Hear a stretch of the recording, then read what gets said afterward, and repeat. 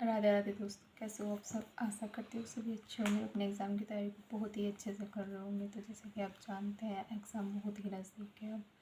तो अब हमें मॉक को बढ़ा देना चाहिए, मतलब एक दिन छोड़ के एक मॉक अटैम्प्ट करना चाहिए। मैंने आज मॉक लगाया टेक्स्ट बुक पर, जो अभी न्यू मॉक आया है टेक्स्ट बुक पर, न्यू सिलेबस बेस्ड मॉक है वे। तो उसका आज मैंने पहला मॉक लगाया है। आशा करती हूँ आपने लगा लिया होगा। अगर नहीं लगाया तो आप प्लीज़ जाके इसको ज़रूर लगाइएगा। मैं आपको मेंशन कर दूँगी कि ये मॉक कहाँ है। तो टेक्स्ट बुक में ये फ्रंट पे है, ठीक है। और मैं इसको दिखा दूँगी, आपको स्क्रीन पे शो हो रहा होगा, तो आप इसे जाके अटेम्प्ट कर लेना, ठीक है। तो चलिए आज इसका एनालाइज करते हैं। तो देखते हैं इसमें मेरा कितना स्कोर बना है। तो सबसे पहले मैं सब्जेक्ट वाइज देख लेते हैं कि हमारे सब्जेक्ट वाइज कितने बने हैं। हिंदी में मेरे 30 राइट है, 10 रॉन्ग है। और जीएस के मेरे 28 राइट है, 22 रॉन्ग है। मैथ में 32 राइट है, 8 रॉन्ग है। और रीजनिंग में मेरे 32 राइट है, 8 रॉन्ग है, ठीक है फ्रेंड्स। और यहाँ पर जो मेरा टोटल स्कोर बना है वो टोटल 305 मेरा स्कोर बना है 400 में से। और मेरी यहाँ रैंक रही है 8421, 58,000 बच्चों में। और मेरी परसेंटाइल रही 85.5 मेरी परसेंटाइल बनी है इसमें। और एक्यूरेसी मेरी 76.25 रही है, ठीक है। तो आप जानते हो परसेंटाइल कम से कम 90 प्लस तो होनी चाहिए, और एक्यूरेसी भी 85 के अप्रोक्स होनी चाहिए। तो अभी मेरा स्कोर बहुत कम है, तो ये धीरे धीरे बढ़ जाएगा जितनी मैं मेहनत करूँगी उसके अकॉर्डिंग। तो 122 मेरे टोटल राइट है और 38 रॉन्ग है। 38 क्वेश्चन मेरे गलत है, ठीक है। और मैंने 160 के 160 क्वेश्चन अटैम्प्ट किए थे, ठीक है। और इसमें जो यहाँ कट ऑफ दिखाई गई है वो जनरल की कट ऑफ है, 290 से 295 दिखाई गई है। और मेरी इसमें कट ऑफ क्लियर दिखाई दे रही है आपको।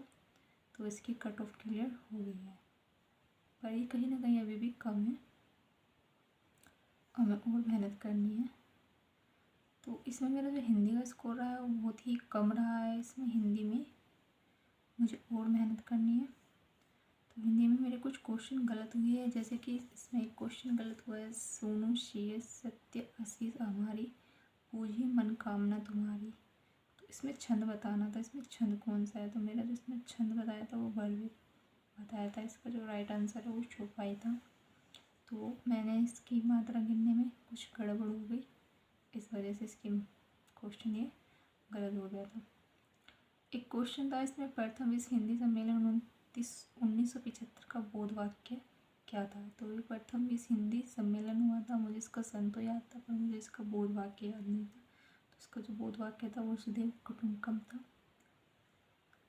तो इसका मैंने आंसर ये विश्व मंच पर हिंदी लगाया था, ये गलत हो गया। इसका राइट आंसर वसुधैव कुटुंबकम था। एक क्वेश्चन मेरा ये वाला भी गलत हुआ है, जहाँ काव्य में जहाँ शब्द और अर्थ दोनों का कारण रमणीयता और चमत्कार हो वह कौन सा अलंकार होता है। तो यहाँ उभय अलंकार था इसमें, क्योंकि मुझे इसकी डेफिनेशन याद नहीं थी और मैंने इसको अर्थ अलंकार टिक किया था। तो ये वाला भी क्वेश्चन मेरा गलत हो गया था। आप देख सकते हो मेरे 40 में से सिर्फ 30 ही सही थे, 10 मेरे हिंदी के क्वेश्चन गलत थे। तो हिंदी वीक चल रही है अभी, थोड़ा हिंदी का रिविजन करना पड़ेगा। निम्न में स्थानवाचक अव्यय शब्द है।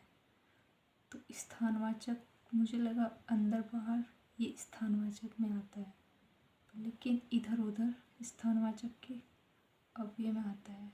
मुझे इसमें डाउट था, मैं अभी डाउट मेरा क्लियर नहीं हुआ है। तो इधर उधर भी स्थानवाचक में आता है। तो एक ही क्वेश्चन गलत हुआ मेरा। एक है निम्न में भाववाचक संज्ञा नहीं है। तो निम्न में भाववाचक संज्ञा नहीं है, एक ही वाला भी क्वेश्चन मेरा गलत हो गया। तो बनारसी जो है वो एक भाववाचक संज्ञा नहीं है, बाकी सारे वर्ड भाववाचक संज्ञा है। एक क्वेश्चन था कांति क्लांति शब्द युग्म का सही अर्थ क्या है। तो मुझे इसका कांति का तो पता था, चमक है, लेकिन क्लांति का नहीं पता था, इसका अर्थ थकावट है। तो फर्स्ट तो मेरा सही था, लेकिन सेकंड गलत हो गया क्योंकि मुझे इसका मीनिंग नहीं पता था। तो ये 10 क्वेश्चन थे मेरे हिंदी के जो मेरे गलत हो गए थे। एक क्वेश्चन था इसमें पैराग्राफ में था गद्यांश के लिए सर्वाधिक उपयुक्त शीर्षक चयन करें। तो इसका शीर्षक था संस्कृत और भारतीय भाषाएं, जबकि मैंने इसका टिक किया था संस्कृत और उर्दू की समानता। पता नहीं, मैं शीर्षक जब भी शीर्षक वाला क्वेश्चन मेरा गलत ही हो जाता है, मैं बहुत कोशिश करती हूँ, सही नहीं जाता।